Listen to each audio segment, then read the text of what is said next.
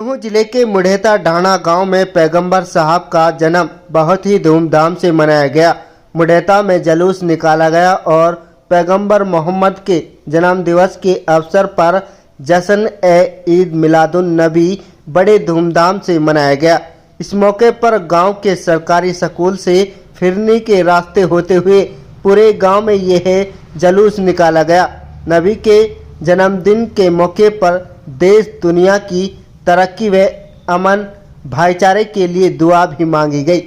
आज मुस्लिम समाज के लोगों ने नए कपड़े व इतर लगाकर नबी के जन्मदिन में लवरेज दिखाई दिए। आपको बता दें कि मक्का शहर में 571 ईस्वी को पैगंबर साहब का जन्म हुआ था। उसी की याद में ईद मिलादुन नबी का त्यौहार पूरी दुनिया में मनाया जाता है। रसूल पाक सल्लल्लाहु अलैहि वसल्लम के आखिरी नबी थे। जानकारों की माने तो अब क़यामत तक कोई नबी नहीं आने वाला है।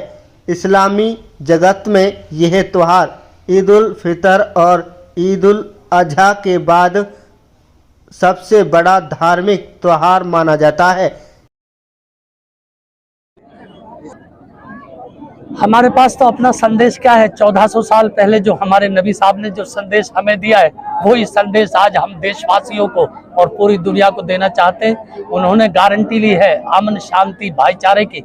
उन्होंने जब वो तशरीफ लाए तो अशांति पूरे दुनिया में फैली हुई थी। एक बाप जिंदा बेटी को दफन कर देता था, जिसकी लाठी उसकी भैंस थी। ताकत गरीब पर कमजोर पर ताकत वाला रौब जमाता था, गरीब को कुचला जा रहा था, बेवाओं की हालत बुरी हो गई थी। उस वक्त मेरे नबी ने आकर के जुल्म को खत्म किया, अत्याचार को खत्म किया और अमन भाईचारा और प्रेम का संदेश दिया। वही हम आज देशवासियों को देना चाहते हैं। इसका महत्व ये है कि ये हजरत मोहम्मद सल्लल्लाहु ताला अलैहि वसल्लम सबसे पहली सृष्टि की रचना है। अल्लाह पाक ने अपने नूर से उनके नूर को पैदा फरमाया और उनके बाद में सब का सृष्टि की कायनात की रचना हुई। अगर ये पैदा ना होते तो कुछ भी ना होता। ये हुए तो सब कुछ हुआ है और इन्हीं के लिए अल्लाह ने अब पूरी दुनिया की रचना की है। और इन्होंने अमन और शांति जो फरिश्तों से भी आगे इंसान जो बढ़ गया है उसको हजरत मोहम्मद पैगंबर सल्लल्लाहु अलैहि वसल्लम ने साकार किया। ये करीब 1450 साल हजरत पैगंबर साहब को हो गए। उसके लिए ये है कि दरअसल हमने सच्चाई के रास्ते को छोड़ दिया है। जो हमारे पैगंबर साहब की सीख थी उससे हम हट गए। बुराइयां हमारे समाज में फैल गई हैं जो मुसलमानों में नहीं होनी चाहिए। इस्लाम में झूठ नहीं है लेकिन मुसलमानों में है। इस्लाम में अत्याचार जुल्म नहीं है लेकिन मुसलमानों में है। इस्लाम में हरामकारी नहीं है लेकिन मुसलमानों में पाई जाती है। धोखाबाजी इस्लाम में नहीं है लेकिन मुसलमानों में है। इन बुरे कामों की वजह से इस्लाम बदनाम हुआ है और हम बदनाम हुए। इस वजह से ये फितने खड़े हो रहे हैं। मैं किसी को इल्जाम नहीं दूंगा, किसी पर आक्षेप भी नहीं कर सकता उसने ये किया, लेकिन मैं ये सोचता हूँ चिंतन मनन करने की मुझे अपने अंदर गिरेबान में झांकने की जरूरत है।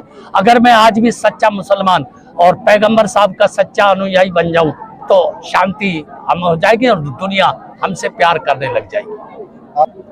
इसमें ये हो गया है कि हमारा मेवात का जो इलाका है इसमें बेकारी बेरोजगारी बहुत ज्यादा है। जमीन पानी के हिसाब से जमीन भी इतनी जरखेज नहीं है। उस एतबार से जब बेकारी बढ़ी तो नौजवान गलत रास्ते की तरफ गया, गलत पैसा आया तो उसकी वजह से गलत जगह इस्तेमाल किया और नशे में पड़ा है।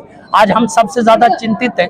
शायद प्रशासन अगर इसके ऊपर सख्ती के साथ ध्यान दे, सरकार ये चाहे कि हमने अगर प्रशासन चाहे कोई भी क्राइम जो है हो नहीं सकता, सच्चे दिल से रोकना चाहे तो वो रुक सकता है। खुदा का भी डर हो और हम मुसलमानों को तो प्रशासन से डर के नहीं अपने खुदा से डर के बुराई छोड़नी चाहिए।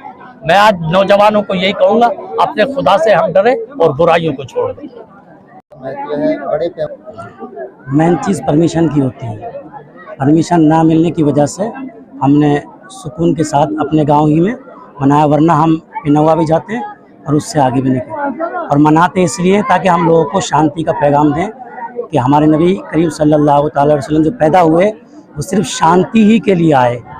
लोगों को भाईचारा मोहब्बत और प्यार का पैगाम देने के लिए हम निकलते हैं और जगह जगह जाके यही बताते हैं कि किसी को तकलीफ मत दो, बल्कि सबको प्यार से अपने साथ रखो और प्यार से निकलो।